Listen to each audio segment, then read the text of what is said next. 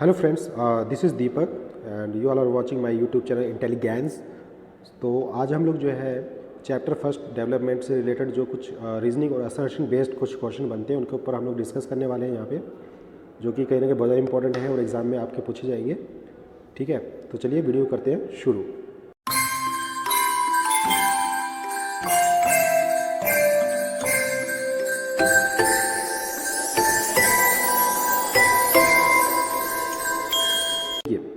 Assertion reason जो type के question रहेंगे उनमें हमेशा आप याद रखें कि आपको 4 ऑप्शन तो हमेशा मिलेंगे।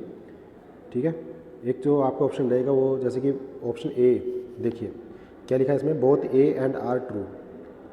मतलब जो असर्शन है, जो कथन है, जो कहा गया है और जो उसका रीज़न है, उसका जो कारण है, वो दोनों सत्य है, ट्रू है। And R is the correct explanation of A. ठीक है, और कहीं ना कहीं जो रीज़न है वो कहीं ना कहीं करेक्ट एक्सप्लेनेशन दे रहा है किसकी, ए की। ये थोड़ा ध्यान में रखिएगा। दूसरा पॉइंट है both A and B are true, दोनों के दोनों स्टेटमेंट ट्रू हैं। ठीक है, इट मीन्स असर्शन और रीजनिंग क्या है, दोनों के दोनों बिल्कुल करेक्ट है, ट्रू है। But R is not the correct explanation of A. थोड़ा ध्यान दीजिएगा, इसमें थोड़ा फोर्स करना है। इस जो सेंटेंस में ये जो दिया गया है इसके ऊपर सबसे ज़्यादा फोकस करना है आपको कि दोनों स्टेटमेंट ट्रू है, मतलब असर्शन भी ट्रू है और रीज़न भी इसका ट्रू है, मगर आर जो है वो जो रीज़न है वो कहीं ना कहीं करेक्ट एक्सप्लेनेशन नहीं कर पा रहा है किसकी, ए की। तो इसको भी आप लोग ध्यान में रखिएगा। चलिए अभी जो है नेक्स्ट इसमें सी ऑप्शन देखिए, A is correct but R is wrong. ठीक है, ये तो नॉर्मल चीज़ है, ये तो आप लोगों को पता लगी जाती है। ठीक है, और जैसे डी ऑप्शन है इसमें, A wrong but R is the correct. Okay, तो यहाँ पे देखिए ध्यान देने वाली बात है कि इन चारों को ऑप्शनों को आपको ध्यान में रखना पड़ेगा माइंड में। ठीक है, इसमें तो चलो ये ऊपर दे दिया गया है पहले, मगर एग्जाम में जैसे कि आपके असर्शन रीज़न पहले आएगा लिखा हुआ, फिर उसके बाद आपको ये ऑप्शन दिए जाएंगे। ठीक है, चलिए तो अभी हम इसको शुरू करते हैं। तो देखिए पहला जो है आपका है क्वेश्चन नंबर 132, असर्शन। असर्शन में देखिए जैसे लिखा हुआ है, different people have different development goals. Different peoples के हमेशा कहेंगे डिफरेंट गोल्स होते हैं। सही बोल रहा है बिल्कुल, है ना। इसका रीज़न क्या है, the capitalist approach to development is detrimental to poor section of the society. आगे इसमें रीज़न बताया गया है कि जो कैपिटलिस्ट जो अप्रोच है वो कहीं ना कहीं डेवलपमेंट जो है, डेवलपमेंट को कहीं ना कहीं जो है पुअर सेक्शन के लिए कहीं ना कहीं हानिकारक है, मतलब कहने वाला। ठीक है, इट मीन्स कि पुअर सेक्शन को कहीं ना कहीं जो है वो कहीं ना कहीं हानि पहुंचा रहे हैं कैपिटलिस्ट जो अप्रोच है कहीं ना कहीं हमारी। ठीक है, तो यहाँ पे जो आपका जो ऑप्शन बी यहाँ पे इसका रहेगा।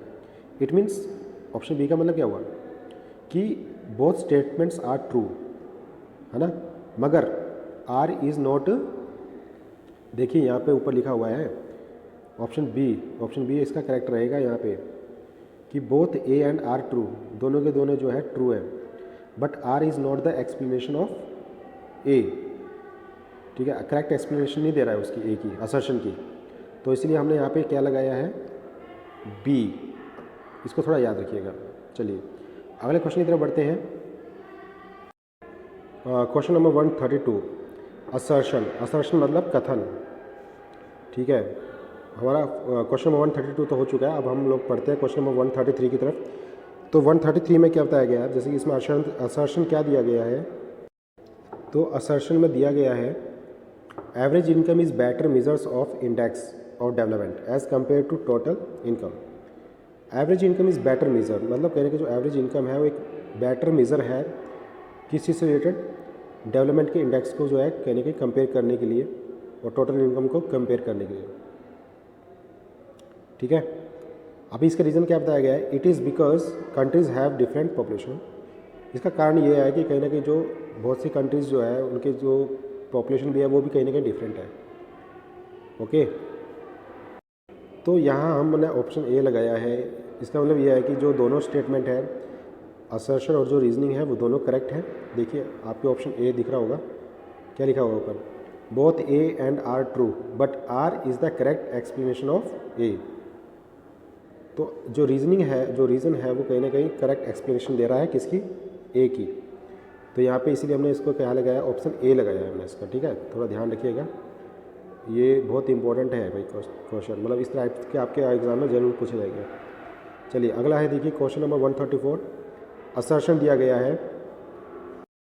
क्वेश्चन नंबर 133 है।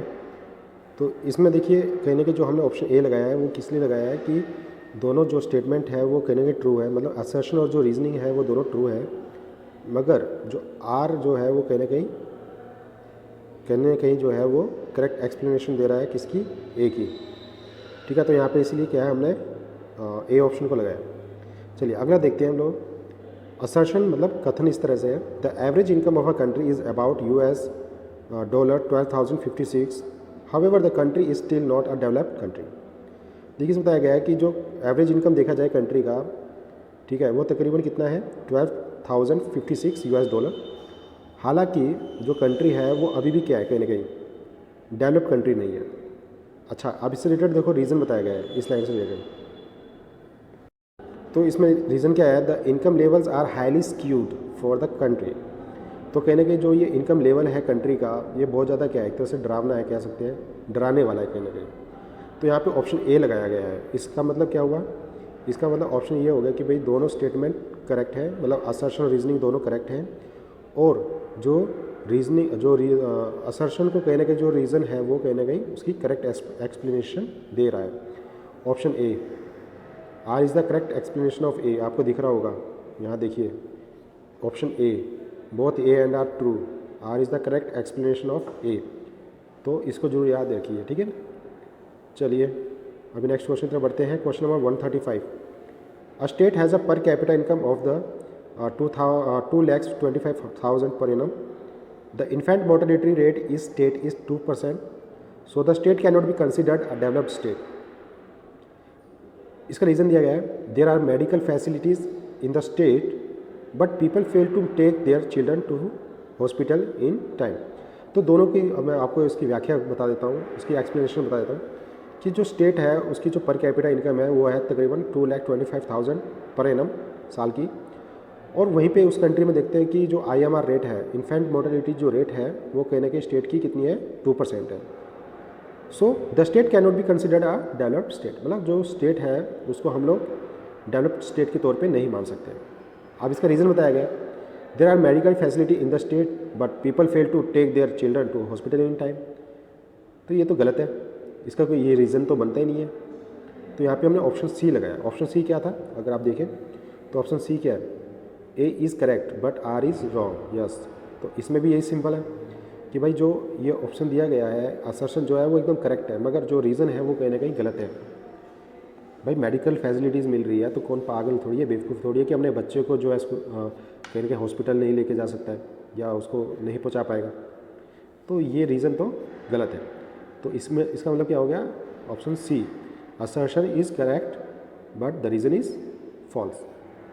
चलिए नेक्स्ट क्वेश्चन पर बढ़ते हैं। A high average income is not indicative of the overall wellbeing of human development in a country. तो इसमें बताया गया है कि जो कंट्री की जो एवरेज इनकम है वो कहीं ना कहीं इंडिकेट नहीं करती है, दर्शाती नहीं है कि पूरी कंट्री की में जो है ह्यूमन डेवलपमेंट जो है वो बेहतरीन तरीके से हुआ हो। ठीक है, वही रीज़न क्या है इसका, average income does not cover indicators like level of literacy rate, health facilities and public facilities in a country. तो एवरेज इनकम जो है वो कहीं ना कहीं इंडिकेटर्स को कवर नहीं करती है। वो कौन से हैं, level of literacy rate, health facilities and public facilities in a country. तो यहाँ पे ऑप्शन ए हमने लगाया है इसका। तो यहाँ पे जो आपका ऑप्शन है वो ए है। इसका मतलब ए का मतलब क्या होता है भाई कि असर्शन और रीज़न दोनों करेक्ट है, और जो रीज़न है वो कहीं ना कहीं असर्शन को सही से एक्सप्लेन कर रहा है, इसलिए हमने यहाँ पे ऑप्शन ए लगाया है। ठीक है, चलिए अगले क्वेश्चन की तरफ बढ़ते हैं। क्वेश्चन नंबर 137 की तरफ। क्वेश्चन नंबर 138 में दिया गया है कि we use average to compare the development of countries. Reason है different countries have different population, so total income will not tell us what an average person is likely to earn. So यहाँ पे जो assertion है उसमें बताया गया है कि हम लोग कहीं ना कहीं एवरेज जो है वो कहीं ना कहीं हम यूज़ करते हैं कंट्रीज़ के बीच में डेवलपमेंट को जो है वो मतलब कंपेयर करने के लिए। अब रीज़न दिया गया है इसका कि different countries have different population, सही बात है। So total income will not tell us what an average person is likely to earn. So definitely यहाँ पे हम ऑप्शन ए लगाएंगे। इसका मतलब क्या हुआ, असर्शन और रीज़न हमारे दोनों करेक्ट हैं और जो रीज़न है वो ए को सही से एक्सप्लेन कर रहा है, ठीक है। इसलिए हमने यहाँ पे ऑप्शन क्या लगाया, ए लगाया। अगला देखिए question number 139। The state of Haryana with a very high per capita income has a very low literacy rate. हम लोग अगर देखें तो जो स्टेट ऑफ हरियाणा है वहाँ पे हम लोग पाते हैं कि यहाँ पे जो पर कैपिटा इनकम जो है वो कहीं ना कहीं हाई है, मगर है ना, लिखा है ना इसमें कि the state of Haryana with a very high per capita income has a very low literacy rate. Per capita income तो बहुत ज़्यादा है मगर लिटरेसी रेट क्या है, बहुत ज़्यादा कम है कहीं ना कहीं। अब इसका रीज़न क्या बताया गया है कि income by itself is not a completely indicator of material goods and services that citizens are able to use. Income अपने आप में क्या है, वो काफ़ी नहीं है कहने का मतलब, जो कि है ना कुछ मटेरियल गुड्स और सर्विसेज जो है वो कहीं ना कहीं सिटीजन्स को चाहिए होती है यूज़ करने के लिए, सही बात है। तो यहाँ पे भी हमने ऑप्शन ए लगाया है, मतलब असर्शन और रीज़न दोनों सही है और जो रीज़न है वो कहीं ना कहीं असर्शन को सही से एक्सप्लेन कर रहा है, उसकी करेक्ट एक्सप्लेनेशन दे रहा है कहीं ना कहीं, इसलिए हमने यहाँ पे ऑप्शन ए लगाया, ठीक है। चलिए नेक्स्ट क्वेश्चन की तरफ बढ़ते हैं। Suppose the literacy rate in a state is 78%। Suppose the literacy rate in a state is 78% and the net attendance ratio in secondary stage is 47%। Suppose मतलब मान लीजिए कि लिटरेसी रेट जो है उस स्टेट की वो कितनी है, तकरीबन 78% है, 78% है। वहीं पे नेट अटेंडेंस जो रेशियो है सेकेंडरी स्टेज में वो कितनी है, 47% है। अब इसका रीज़न दिया गया है, more than half of the student are going to other states for elementary education.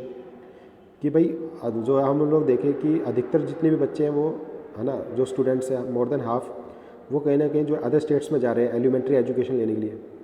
तो देखिए असर्शन तो एकदम बिल्कुल करेक्ट है, मगर जो उसका रीज़न है वो उससे कोई संबंधित भी नहीं है और थोड़ा अलग वे में जा रहा है, तो इसलिए हमने ऑप्शन सी लगाया। और ऑप्शन सी क्या बताता है, ऑप्शन सी बोलता है कि जो असर्शन है वो करेक्ट है और रीज़न जो क्या है वो गलत है, इसलिए हमने यहाँ पे ऑप्शन सी लगाया है। आई होप आप लोग समझ रहे होंगे, ठीक है। चलिए नेक्स्ट क्वेश्चन की तरफ बढ़ते हैं। A small town has a high rate of robbery, however a locality in this town has well maintained law and order. Assertion कथन इस तरह से है कि एक स्मॉल टाउन है, ठीक है, वहाँ पे बहुत ज़्यादा हाई रेट है किसका, रॉबरी का, कहीं ना कहीं रॉबरी बहुत ज़्यादा होती है वहाँ पे। हालांकि however a locality in this town has well maintained law and order. हालांकि लोकेलिटी में कहीं ना कहीं जो लॉ एंड ऑर्डर है वो बहुत बेहतरीन तरीके से उनको इम्प्लीमेंट किया गया है, मेंटेन किया गया है, इसके बावजूद भी वहाँ पे हाई रेट ऑफ रॉबरी है। तो इसका रीज़न देखिए क्या बताया गया है, the people in the locality are aware of the importance of having security guards and they collectively pay to have the security guards in the locality. तो जो लोग हैं उस लोकेलिटी में जो रहते हैं वो कहने के जागरूक हैं, अवेयर है किस चीज़ की इंपॉर्टेंस को लेके, सिक्योरिटी गार्ड्स की, मतलब कि सिक्योरिटी गार्ड क्यों इंपॉर्टेंट है उस चीज़ को लेके वो कहने के इंश्योर है, अवेयर है। And they have collectively paid to have the security guards in the locality. और वो कहीं ना कहीं मिल के क्या है, कलेक्टिवली का मतलब मिल के क्या है, कहीं ना कहीं सिक्योरिटी गार्ड के लिए जो है वो कहीं ना कहीं पे भी कर रहे हैं लोकेलिटी के लिए। तो यहाँ पे हमने ऑप्शन ए लगाया है। इट मीन्स असर्शन और रीज़न दोनों करेक्ट हैं और जो रीज़न है वो कहीं ना कहीं करेक्ट एक्सप्लेनेशन दे रहा है ए की, इसीलिए हमने यहाँ पे आंसर ए लगाया है, ठीक है। चलिए नेक्स्ट क्वेश्चन पे बढ़ते हैं। Question number 142। Assertion sustainable development is crucial step for the development of a country. जो सस्टेनेबल डेवलपमेंट है वो कहने के बहुत ज़्यादा इंपॉर्टेंट है, क्रूशल है। किस चीज़ के लिए, sustainable development is a crucial step for the development of a country. भाई कंट्री के डेवलपमेंट के लिए कहीं ना कहीं सस्टेनेबल डेवलपमेंट बहुत ही ज़रूरी है। अब इसका रीज़न क्या बताया गया है, sustainability is the capacity to use the resource judiciously and maintain ecological balance. जो कहने के जो सस्टेनेबिलिटी है वो कहने के बताती है हमारी योग्यता को कि हमें कहने के रिसोर्सेज को कैसे यूज़ करना है, जुडिशियसली मतलब न्यायिक तौर पे हम उसको यूज़ करना है, ज़्यादा वेस्ट नहीं करना है, और इकोलॉजिकल बैलेंस को भी मेंटेन रखना है। तो यहाँ पे देखिए ऑप्शन बी लगाया गया है। ऑप्शन बी का क्या होना चाहिए हैं, देखें एक बार फिर से। तो ऑप्शन बी देखें तो उसमें क्या है कि both A and R true, दोनों के दोनों ट्रू है, मगर जो आर है वो कहने की करेक्ट एक्सप्लेनेशन नहीं दे रहा है कि, ठीक है, तो इसलिए हमने यहाँ पे ऑप्शन बी लगाया है। Is it clear? इसीलिए हमने यहाँ पे ऑप्शन बी लगाया है। चलिए नेक्स्ट क्वेश्चन नंबर पढ़ते हैं 143। Sustainable development is essential for economic growth of the country. Reason, sustainable development ensures that environment friendly measures are adopted for carrying out production processing।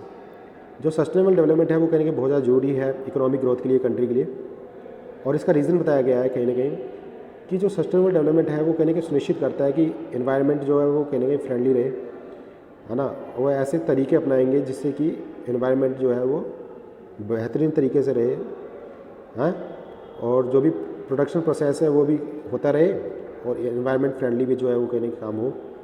तो यहाँ पे ऑप्शन ए है, और ऑप्शन ए आपको पता ही है कि दोनों स्टेटमेंट करेक्ट हैं, और जो रीज़न है वो कहने के असर्शन को ही पूरी तरह क्या है एक्सप्लेन कर रहा है, करेक्ट उसकी एक्सप्लेनेशन दे रहा है, इसलिए यहाँ पे हमने ऑप्शन ए लगाया है। ठीक है, नेक्स्ट क्वेश्चन है क्वेश्चन नंबर 144।